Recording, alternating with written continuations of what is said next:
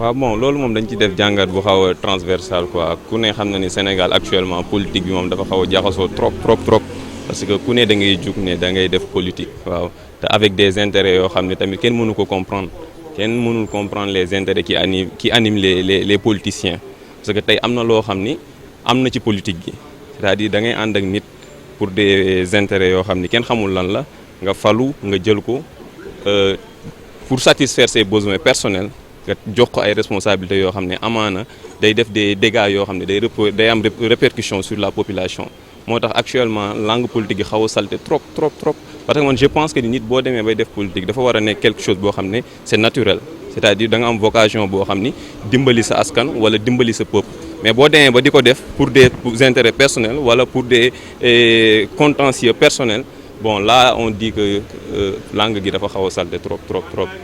en ce sens. bon man gisuma langue politique bu yëngatu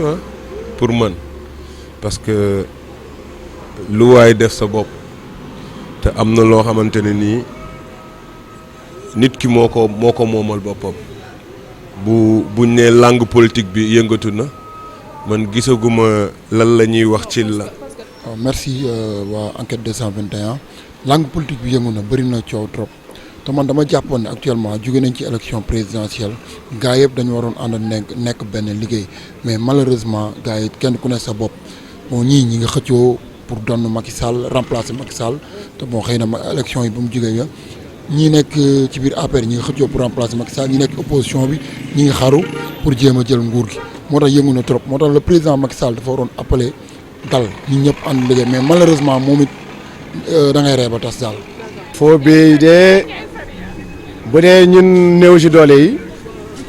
ku ko ci yor moom dañ lay teg ci yoon bu dee nag comme ñi nga xam ne bokk leen ci gouvernement bi it buñ ko yoree dañ leen war a teg ci yoon ndax waa ji waaw Bougane Sali kooku bu dee luñ koy jiiñ moom moo ko def nen ko teg ci yoon bu dee deful ko it ñu bàyyi ko mu dem. bu dee moom moo ko def moom neen ko teg ci yoon ndax foo bee day yàq réew foo bee baaxul moog doroga yam day yàq réew te lii yàq réew moom dañ ko war a génne ci biti bu dee président Macky Sall sax bu ko defee moom dañ ko war a teg ci yoon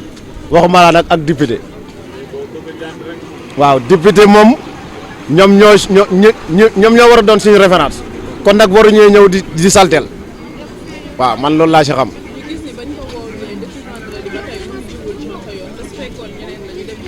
waaw loolu moom moo yoon ñu naan dafa daanu malaise ak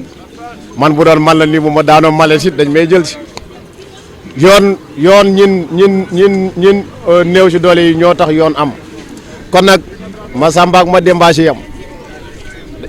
képp koo xam ni daf nga nako si du noonu dañ laa war a teg si yoon waaw ba si président sax bu defee nako si du noonu mu ngi nii mosal waaw man may avocat am fii waaye bu defee nako si noonu dañ ko war a teg si yoon bu dee doomi président dañ ko war a teg si yoon bu dee doomi sëriñ dañ ko war a teg si yoon bu dee même bi sëriñ ba sax dañ ko war a teg si yoon loolu la lislaam santaane. léegi nag mbir mi mu nekk du ndax ki nga xam ne moo di Macky Sall doon nañ ko toppee affaire yu Ndiou Ndiaye. waaw koppar bu bëree bëri léegi ban jeexital la mën a am ci langue politique. waaw xam nga côté boobu man ni ma koy jàppee nit la comme nit ñi xaw ma moo ko def wala defu ko loolu mënuma ci juger Bougazelli li may def mooy dama comme nee nañ flagrant délit lañ ko jàppee loolu moom damay bàyyi justice bi xool lan moo indi loolu nga xamante ne ni moom la Bougazelli wax ñëw tuumaal ko ni moom moo ko def wala defu ko loolu damay xaar ba justice def li nga xamante ne liggéeyam la ba pare su nee moo ko def nag kooku yoon na ko daan man loolu lay xaar ci loi wu Sénégal bi loolu lay xaar ci justice su Sénégal pour ñu def ko nañu xool li nga xamante ne moom mooy yoon ñu def ko nit la nag boo xamante ne nii bu dee moo ko def na erreur parce que mënoo nekk député bokk ci langue politique bi di def yenn yi loolu moom yoon mayewu ko ba pare boole ci moom mooy que ni moo waroon a jox bon exemple sénégalais yi mu retourner di def loolu kon kooku tooñ na askan bi benn tooñ na ñi nga xamante ne nii ñoo nekk ci biir état Sénégal ñi nga xamante ne nag surtout ñi nga xamante ne nii ñoom la bokkal parti te man li ma wóor ba wóor mooy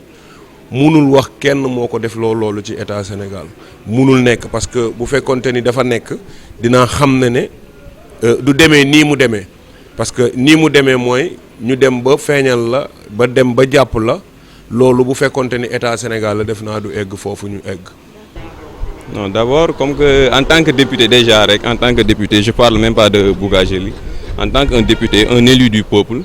déjà, war nga mën a am benn taxawaay boo xam ni ça doit être différent du Sénégalais lambda quoi taxawaayam parce que tey un député dafa am ay privilèges tey un député day am immunité parlementaire immunité boo xam ni bu weesoo le président keneen Sénégal amul immunité donc am na loo xam ne des privilèges yoo xam ne bu la ko peuple bi joxee tamit en retour da nga leen ko war a delloo. war nañ la dégg si lu ne lu dul ay affaire de faux billets wala affaire de malfaiteur ou bien affaire de usage de faux ou quoi que ce soit pour man taxawaayu député feneen la assemblée défendre le peuple défendre les intérêts du peuple mais pas di mêler sur des affaires yoo xam ne da koy incriminer directement quoi. déception rus am ci gàcce parce que ñun fii lañ dëkk ci banlieue bi bu ñu xëyee ñu ñuy wax sunu député koo xam ne war ñu représenter hémicycle ñu leen di tudd ci ay faux billets vraiment damay am gàcce koo xam ne moo ñu waroon représenter assemblée nationale bu ñu amee ay jafe-jafe dem wax ko mu taxaw xeexal ñu koy dégg ci faux billets vraiment kooku moom gàcce la dëgg vraiment loolu moom dama rus buñ yenn problème toujours ci banlieue bi nga koy dégg en tant que acteur banlieue maire boo xam ne ñu koy tugg ci ay pétrole député boo xam ne war a ñoo kaasal assemblée nationale ñu koy dégg ci ay faux billets loolu moom gàcce dëgg la vraiment gàcce dëgg dama rus en tant que doomu banlieue. waaw jeexital bi moom mu ngi mel ni comme Karim Wade rek bu fi bàyyi ji toogee ñu koy toppee njuñ daaj gars yi di bañante naan def na ak defut bañ wàccee yi dañ koy jubbanti teg ko si yoon bu kii nag bu dee ne moom def na te gars yi mënuñ koy topp léegi bu keneen ñëwee bu toogee rek ñu topp dossier yi. est-ce que dinañ dem ba salteel langue politique moom ba mu saltee yàgg na ndax politique bu njëkk bu ñu waxee di naan lii de politique la jub na léegi nag bu ñu waxee politique moom léegi ku la dàq fen ngeen baal mbàq ci kàddu gi sax day naan diw moo mën a politique na nga yor làmmeñ wu rëy mun a wax naka si du noonu ñu ne waaw kii moom mën a politique booy politique di jubal di wax waxi dëgg ñu ne kii xamu dara dafa dof Sénégal léegi loolu moo ko yàq wasalaam. politiciens yi la Sénégalais yi gëmatul parce que politiciens yi boo fi gis ñi ngi lay taqal gis nañ fi Aliou Sall avec le cas du pétrole Bougazeli avec le Bougazeli ak faux billets yi franchement bon kenn xamul daal lu mu mën a jeex Sénégal dañ ñam ba nit ñi amatuñ confiance aux politiciens man mii di wax ak yow acteur politique la mais nekkuma ci benn part parce que amatuma confiance ci yenn leaders yi détournement nga leen di dégg ay détournement de deniers publics dem assemblée nationale di xeex enrichissement illicite da ngay dem ba da ngay waaru daal. Voilà. mbirum coowal faux billets yooyu ba mu amee ci ki nga xam ne moo di Thione Seck wala Ngaaka Blindé yoon da ko teg ci yoon alors que Bougazeli moom xëy na dem na wuy ji benn yoon boobu ba léegi nangu wuy te mu ngi dox soxlaam ni mu ko bëggee est-ce que yaakaaroon ni justice bi ku ma am ndey ku ma amul ndey la. waaw loolu moom dañ koy déplorer déjà parce que tey tout le monde sait que justice Sénégal ak ni muy doxee am na des manquements yu conséquents yoo xam ne dafa visible te dañ koy gis nii c'est patent c'est-à-dire on voit que ni quand tu es bien protégé justice bi day am ay difficultés pour def liggéeyam mu jaar yoon ci sa personnalité donc loolu c'est des faits yoo xam ne c'est avéré que ça soit muy Bougazeli keneen ak keneen c'est fréquent c'est des faits yoo xam ne dañ nañ ba léegi dafa bokk suñu vécu quotidien te c'est des choses yoo xam ne c'est anormal tey justice bi pour man war na mën a am ay matukaay même le président de la République la justice war na ko mën a saisir pour mu éclairer ñu sur la gestion de ce pays mais tey bu ñu demee ba tey nit ki am protection wala am une autre immunité boo xam ne ça n'a rien de justice donc ça pose un problème quoi vraiment. mais justice bi ku ma am ndey ku ma amul bàyyi la seetaan nañ fi le cas de Khalifa Sall dañ dem jàpp ko tëj ko jugé ko Karim Wade bi ñu koy woo fu mu nekk Paris la nekk mais dafa jël avion ñëw ñu jàpp ko tëj ko Ousmane Ngom dañ ko manipuler Ousmane Ngom genre affaire yi moo ko daloon à Kolda mais dañu jël avion takk ko indi ko yóbbu jàpp mais Bougazeli fu mu nekk teewul justice bi xam nga pendant 4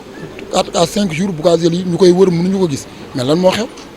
vraiment nañ ñuy wax lu leer. une dernière question tey jii lu ni mel ban jeexital la mën a am ci langue politique bi ndax gis nañ fi bu yàggul ki nga xam ne moo di Aliou Sall ñu tuumaal ko ci affaire pétrole affaire mu nekk loo xamante ne daal xëy na yoon mi ngi si def liggéeyam mais lu ni mel ñu ngi koy teg ci ndoddu homme politique yi ban jeexital la mën a am ci politique. man li ma la mën a wax ba mën la ko wax gis nga fii ku def dara ñu nëbb la suba dina feeñ de mais na nekk loo xamante ni dëgg la man dama xam nga du question dara man maay jullit gëm yàlla gëm yonent bi gëm Sëriñ Tuubaa bu dee politique tax na ba nit ki teg loxoom ci kaamil te bu ñu xoolee ba tey Alioune Sall la ngi dund ba tey te dafa am lu yàlla wax ci alxuraan léegi nag moom bu demee ba jël alxuraan teg ci loxoom ci kaamil di ci waat ni moom deful dara taqu ci naanu ci defu ci dara kooku moom awma lu ma koy reprocher damay toog rek xaar yàllaa ngi ñëw. waaw déggoo li ma la yoon mooy yàlla si la bokk rek parce que yàlla mën na dem ba feeñal lépp ñu tëj Alioune Sall yàlla mën na feeñal lépp ba Alioune Sall kenn du ko tëj kenn du ko toppee dara keneen kii ñëw nag may ñaan keneen kii ñëw su ñëwee na def li yoon wax rek su fekkee setal nañ ko ci bii na jàpp ne set na mu bañ a reprendre ñëw nekkaat président di reprendre naan damay fay wala damay kii te or ko loolu amu ci parce que bu fekkee Alioune Sall moo ko def dinañ ko tëj su fekkente ni Alioune Sall defu ko dinañ ko bàyyi mu dem mais nag su fekkee bàyyi nañ ko mu dem nañu fexe ba bu ñu kenn tànkalate ci affaire pétrole bi nañ jël suñu pétrole géreel ko suñu bopp ñu bañ tubaab yi dugg ci wala yenn nit ñi ba yàq suñu yëf ba ñuy indil ay musiba yooyu dañ koy bañ loolu rek la amul leneen politique nag moom ak wax ak coow lépp ñoo ànd yow yaa koy gérer en tant que yow mi mu dal benn yow mi mu dal ak yow mi nga xamante ne ni yow yaa ci sóobu di ko def loolu moom mënul ñàkk c'est impossible li may ñaan kay mooy que ni nañu xam ni Sénégal ñun ñëpp ñoo ko bokk ñun ñëpp ñoo bokk Sénégal lu waay wax nit ki ne la wóor ni sa bopp nga ko wax parce que bu ñu xoolee fi ñu jóge Adama ak Awa ay tëgg ak ay lay ak yooyu yëpp c'est du faux ñun ñëpp benn lañu ca yàlla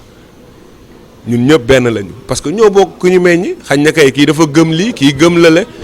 mais ñun ñëpp benn lañu nañu xam ne lu waay wax ci deru nit ki ba nga jël ko ba di ko wëree di ko politiquer na nga xam ne na mel ni ne sa der lañ ko wax parce que deram mooy sa der nit ku ñuul la nit ku ñuul nga moo xam jullit la wala chrétien la ñun ñëpp benn lañu. voilà.